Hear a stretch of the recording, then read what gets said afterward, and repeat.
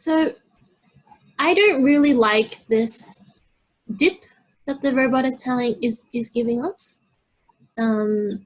So what do I do? So it doesn't collide with anything, but I would still like to change it. So if you like to change something manually on the robot, what you can do is take out this machine control panel, and then it's going to give you a manual control of the robot, all its axes, A1 to A6, E1 being the tilt, E1 and E2 being the tilt of the table, E2 being the rotation, E1 being the vertical tilt. Okay, so we have that up, and if we just go ahead and expand the simulation tab, we can see that it's going to this point here. In approach, we can see that if we click down and click into multi-go-to, it's doing a point-to-point movement. Multi-go-to means point-to-point, and that is the one that is most efficient for the robot, not necessarily the most direct. The linear or the physic go-to is the linear move. This is going to a point-to-point movement to this point. From here, it's going to this point. And I actually want to change that. So what I'm going to do is here you can go ahead and move the robot, just by clicking on the number box and using your scroll button up and down, or you can type in a number, or you can use these slides, but I feel like the scroll is the easiest to control. So actually I want to maybe move him somewhere there first.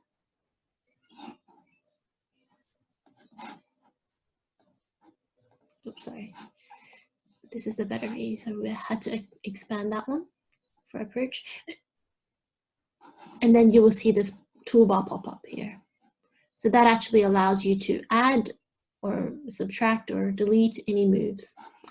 Just be careful here though, when you're in this section, that you don't delete anything that is already there. So these three things are something that is already there, and this move is this point here. Whenever you click on a position, the arrow is the end point. So that is where the point is. It's going to, not where the position of the robot is right now. So this position is this point right here where the arrow is.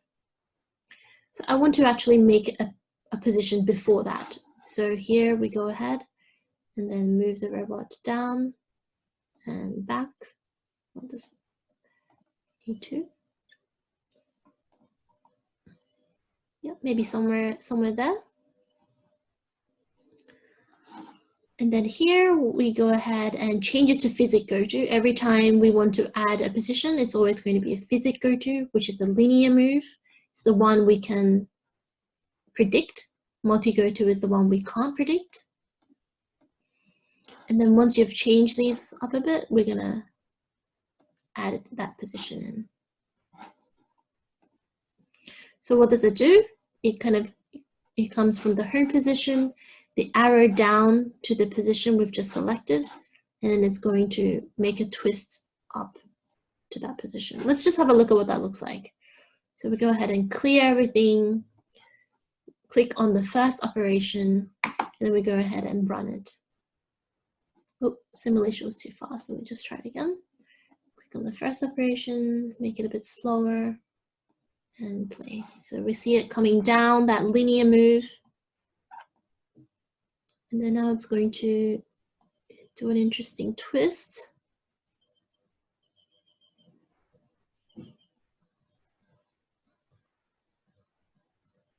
So this movement, you can see that it's cutting in through my surfaces.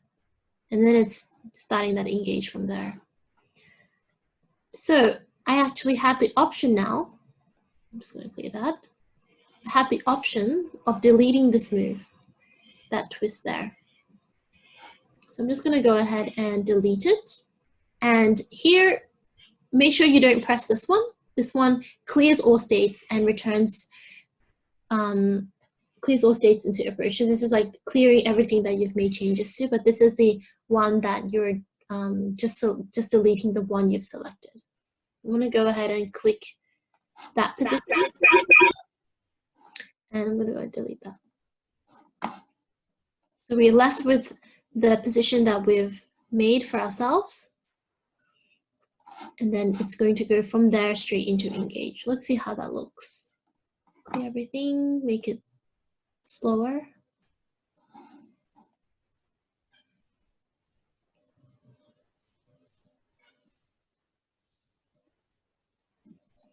From that point, it's going to move there 180 above your surfaces, and then it's going to go ahead and cut it. So we see that the whole twist or the cut into the surface is gone, and that should be okay for now. Go through quicker, and then we go up and we finish. I'm just going to leave that end collision there because I know that my robot isn't going to just finish like that at home. It's going to calculate the next operation. So that return collision, I'm just going to leave that for now. But the thing we didn't do is when we're in links and leads, we didn't give it a retract position. We didn't give it a retract move. So what it's doing here, it's just coming out. You can see the travel moves here. It's just coming out of your surface and going back up straight to home. That's curved there. But actually, we want to give it some time, a little bit more time out. We can already see that Jake has, in a sense, guided the tool out by maybe about 5 centimeters or something like that. So that's good. That's good. And we can also add a further distance as well if you wanted to. And to do this, maybe I'll say, let's give it another tangent. And let's just say another 50. Let's go ahead and run that.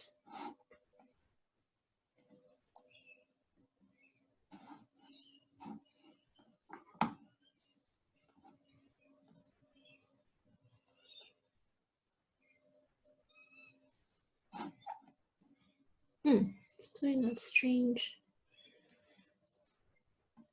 Oops. Let's see what's happening here.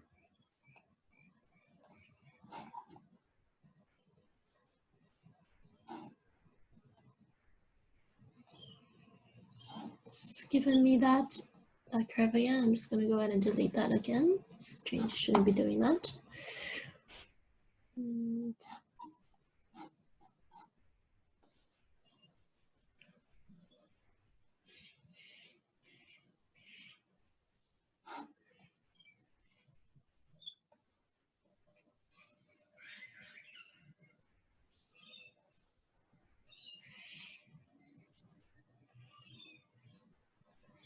it's coming out.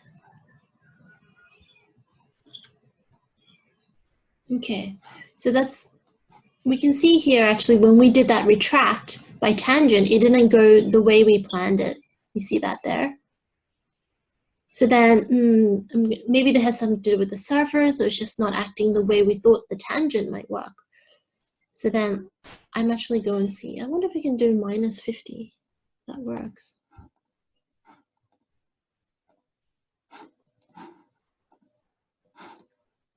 No, that won't work for us. So then I'm going to choose something else. I'm going to choose, maybe let's try line. Okay, so by doing line and running it, you can see already by just clicking that run button how that might work at 45.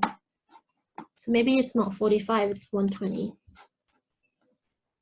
Okay, so that looks better.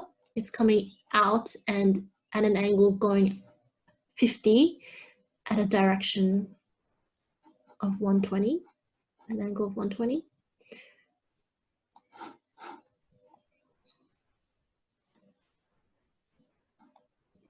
Okay, so I think I'm just going to leave that for now. And I'm going to go to the next one and go ahead and see what else I can cut with my next table rotation.